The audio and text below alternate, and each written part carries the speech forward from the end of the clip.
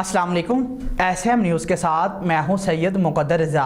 SM news studio में खुशामदीद। खबरों के सिलसिले को मज़ीद आगे बढ़ाते हुए खबर शामिल करते हैं। कसूर से DPO कसूर सुहेब अशरफ की हदायत पर थाना इलाहाबाद के SHO सब इंस्पेक्टर मोहम्मद शरीफ की डाकुओं के खिलाफ कार्रवाइयाँ जारी हैं।